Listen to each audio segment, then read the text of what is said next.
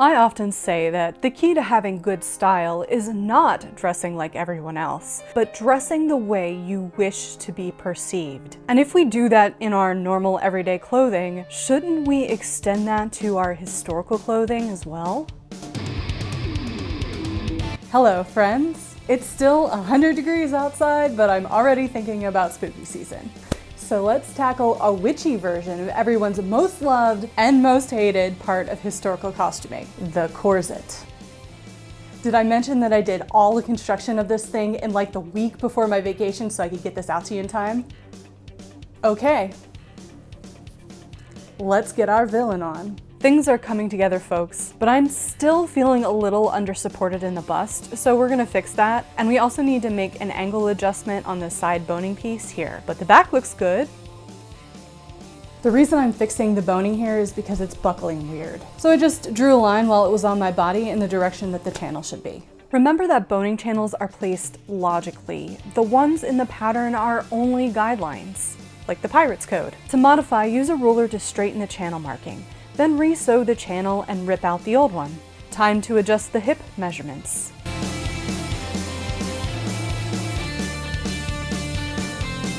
To expand the bust, I measured how far down my mark was, and then on the inside measured down to that point. Then it was just a matter of expanding by 1/4 of an inch down the curve to that point.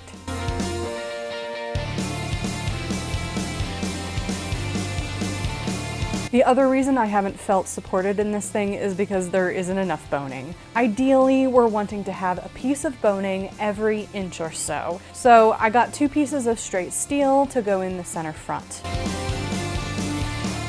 I also got an additional set of spiral steel for the side front. Why I'm taping them on the front instead of on the inside is beyond me.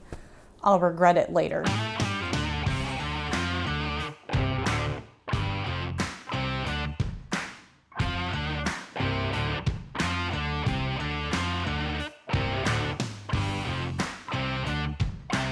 Then I decided to supplement with 2 pieces of zip ties on either side of the cup.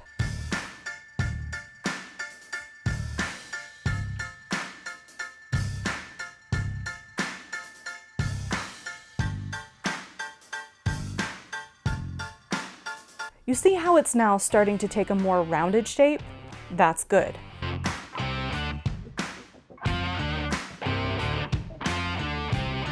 Infinitely more comfortable.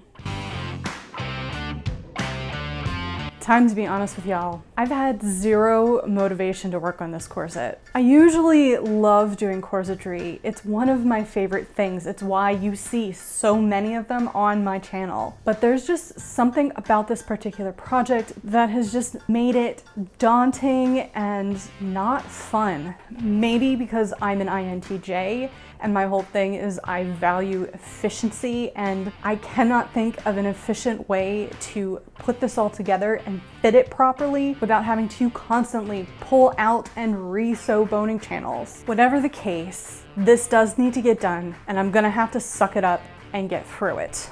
So, my challenge for today is to get my changes transferred onto paper. This is almost the most daunting thing about this whole process because it's so fiddly and so time-consuming and not fun. But you know what?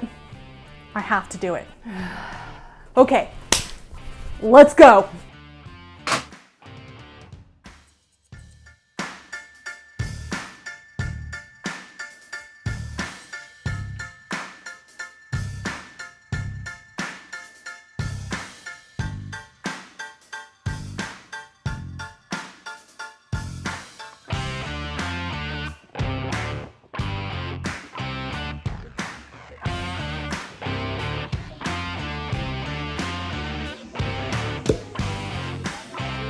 With corsetry, it's good not to use seam allowances. Instead, draw the exact shape of the corset and then manually add your seam allowances before cutting. This way you can really match up your seams and be as precise as possible. Here's the layout on my hand-dyed 45-inch cotton sateen, which I dyed using fiber reactive dyes. I'm trying to be as frugal as possible with my cutting, just in case. This is especially important on hand-dyed fabrics because sometimes you don't notice an uneven splotch until later.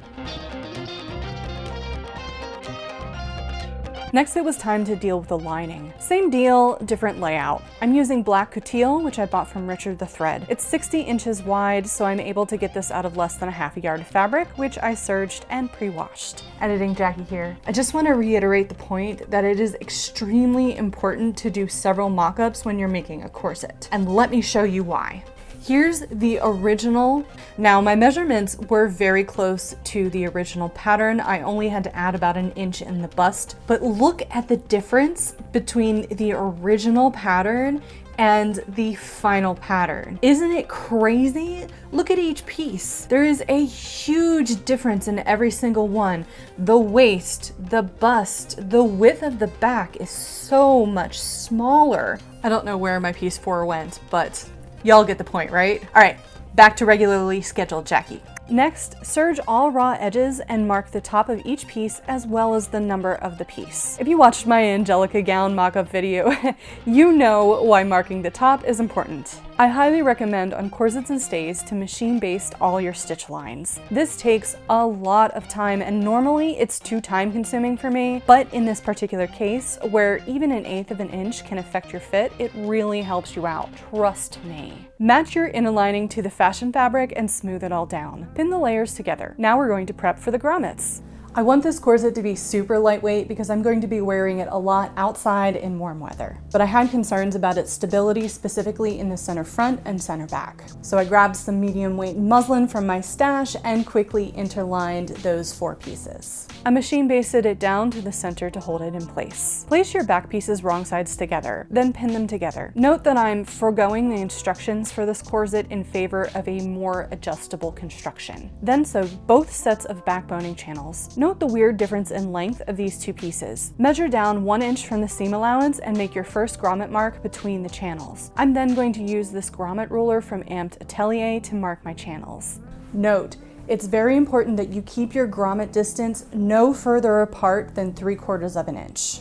You can refer to my mock-up video if you want a practical demonstration as to why. Unlike all the stays I've made on this channel, for this we'll be using cross-lacing instead of spiral, so your grommets will be the same on each side of the center back. If you're enjoying this, don't forget to subscribe if you haven't and hit the like button. This tiny little action really helps my videos to get seen by folks like you.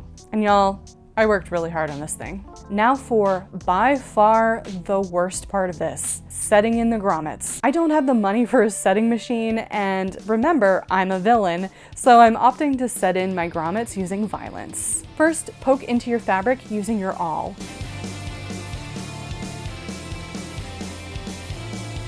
Then poke the grommet in from front to back, and we're going to pretend that this wasn't difficult for me at all, and I haven't already pre-struggled with this grommet for the demonstration.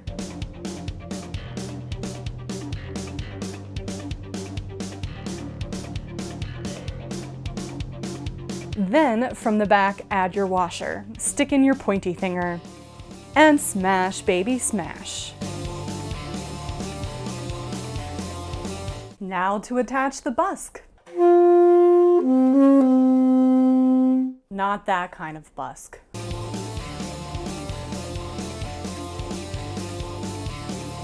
It's a good practice to mark your left and right pieces. Let's start with the right, aka the hook side. Place your fabric right sides together this time. Then from the inner lining layer, measure 1/2 an inch away from your stitch line, not the seam allowance. Then measure 3/4 of an inch down from the top. Making sure your hooks are on top of the busk bar and not underneath, place the top and back of your busk against your marked line so the hooks are extending over the stitch line. Still with me? Okay. Mark each side of each hook on your stitch line.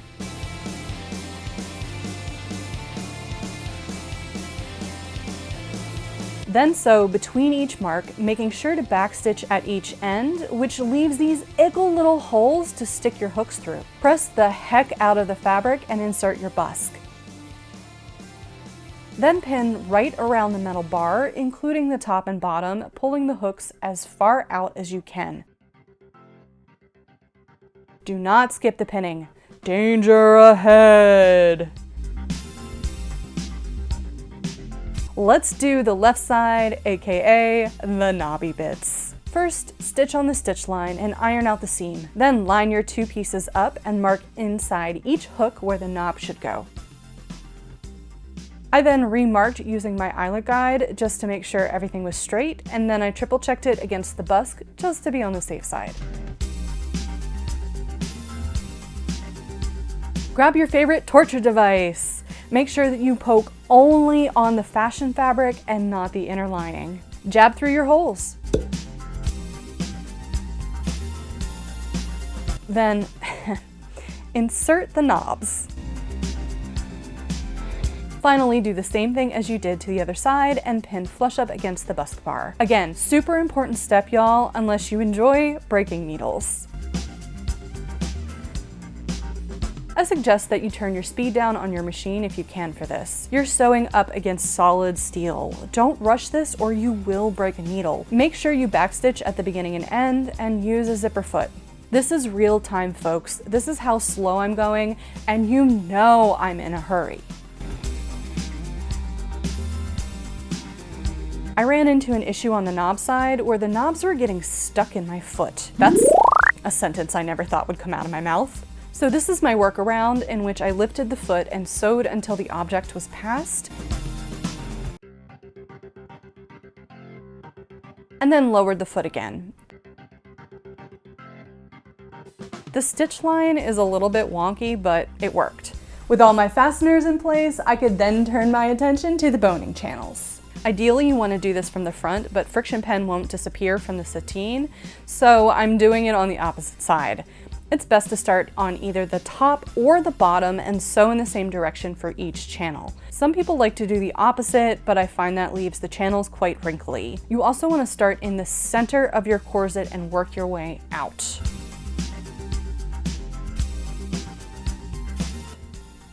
Ta-da!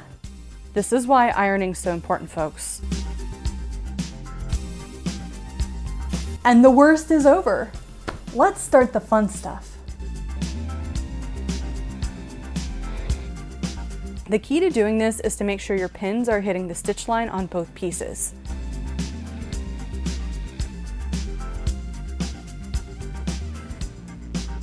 All right, let's get it stitched.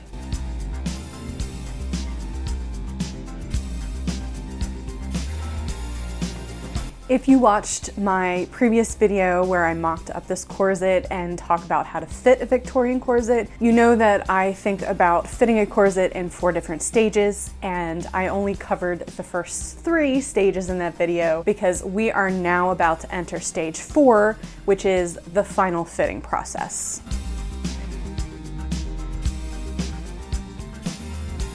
You really can't do this until you have the real materials together, you have the real grommets in, the real boning in, because otherwise you don't really know how your fabric is going to behave. And sure enough, after I put this together last night, I put it on and came across a whole new slew of problems. Yay! Did I mention it's Saturday afternoon and I'm flying home tomorrow morning and I want this done? So the front looked really good. The only couple of issues I'm having with the front is that one of the side boning that I had to redraw in a previous step is a little bit wonky still, so I need to redraw that boning channel just slightly. I also need to take in the bust just about a 1/2 inch. It was just a little too much. And then if you notice, like, there's a huge discrepancy on length of the corset. When I assembled this, I really tried to make sure that all of the uneven edges were faced toward the bottom, because I can always make it shorter down there, but I need it a specific height up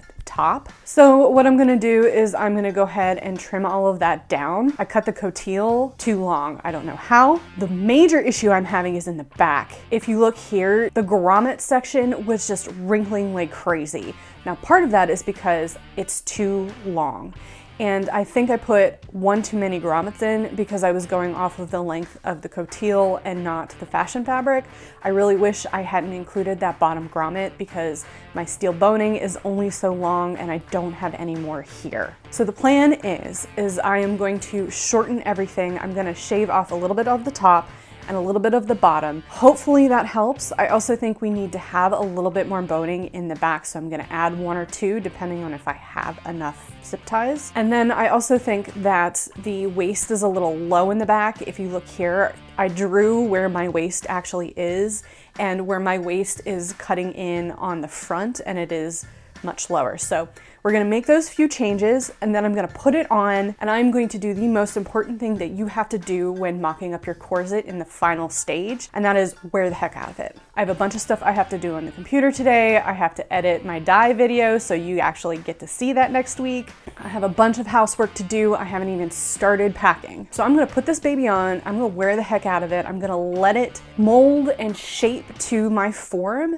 And then when that's all done, I will reconvene with you and we'll see if I need to make any more changes. Let's fix the waist. So I'm just measuring up to the new mark and drawing a new line following the existing shape.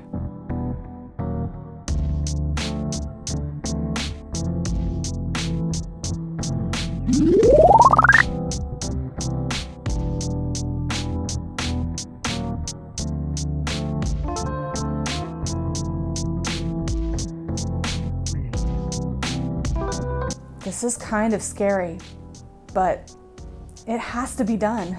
Thank you so much to my Ko-fi contributors for your support. Your contributions play a huge role in me being able to continue to make content like this. Y'all are amazing and I thank you from the bottom of my heart. I've linked in my description if you'd like to contribute.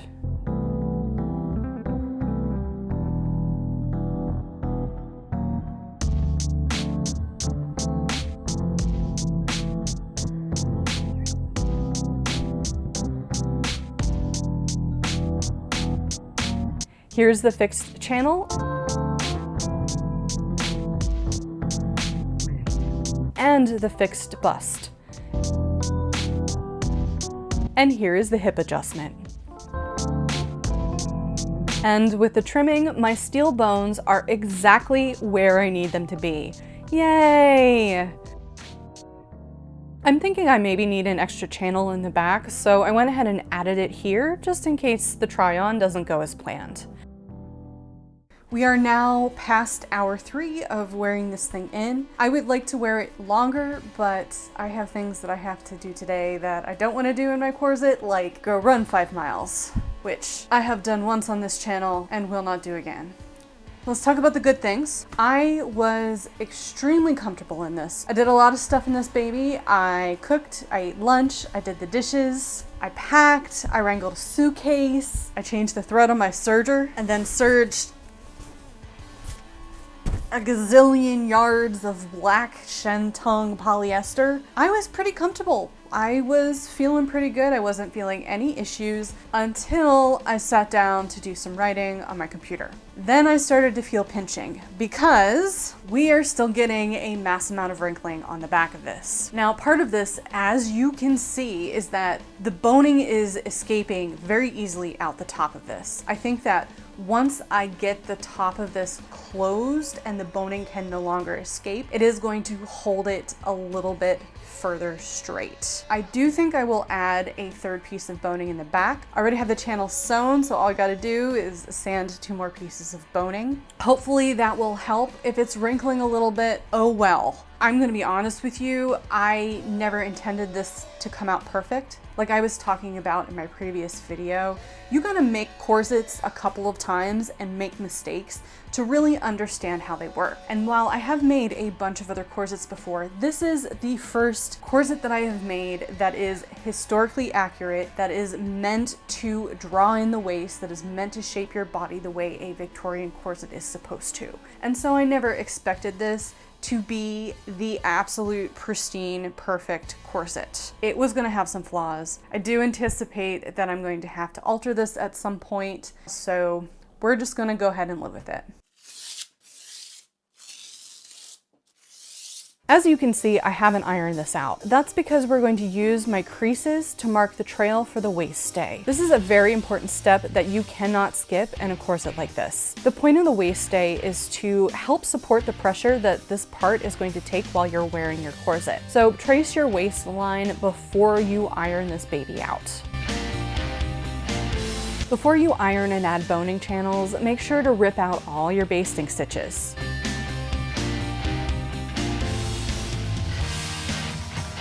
Now iron out your seams. Y'all, this is so important. Iron them out and use a ham on the curves so your fit is perfect. I'm opting to use cotton boning tape for the seams. This will make altering this corset much easier because I can just take off the tape where I need, make my adjustments, and sew it back on. In addition, because I only have 2 layers on this corset, these seams, which will take a lot of strain, have an extra 2 layers of fabric to add extra strength.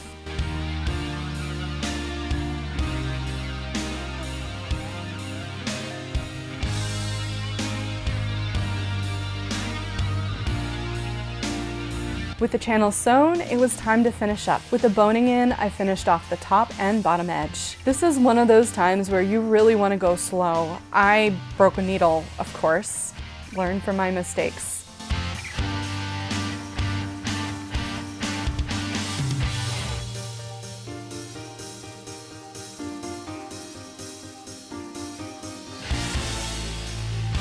Add a piece of 1-inch twill tape on your waist marking.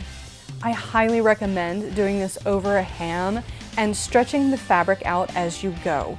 I ended up holding it over my thigh and repinning when I finally stitched this on. Here it is, stitched down. Notice I only stitched where the boning was and left the rest of it loose with a little bit of extra give to account for the stretch. Then the binding. You can technically do this on the machine if you're careful, but I'm out of time and daylight, so I'm gonna hand sew it on so I can get it done to film the reveal for you on the beach.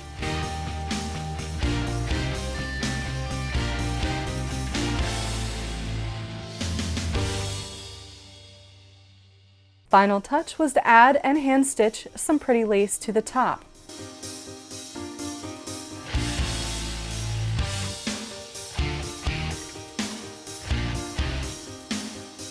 Make sure it stays clear of your busk in the front, and make sure it stays clear of the grommets in the back. As you can see, I definitely didn't do that the first time around. And she was finished in time to do the reveal on the beach. Shall we go see it?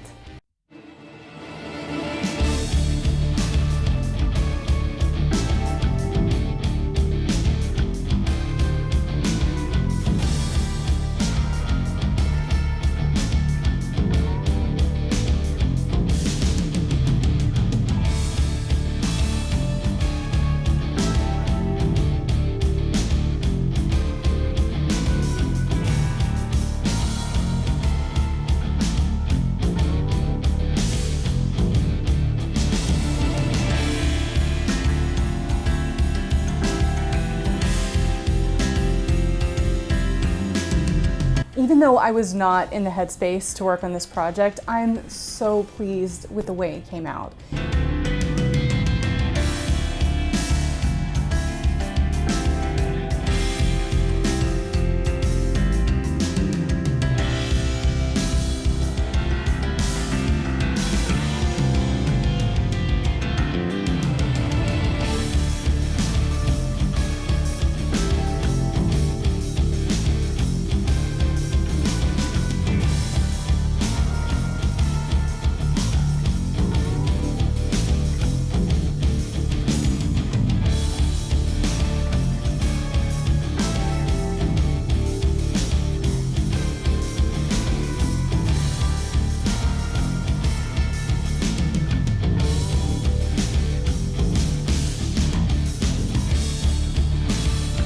It's quite comfortable, it's very lightweight, and I think it's going to serve my purposes well.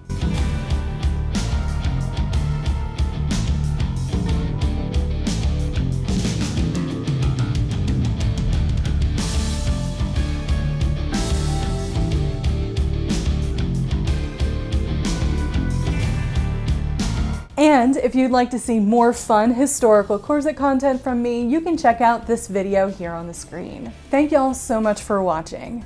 I love y'all so much, and I'll see you in my next video.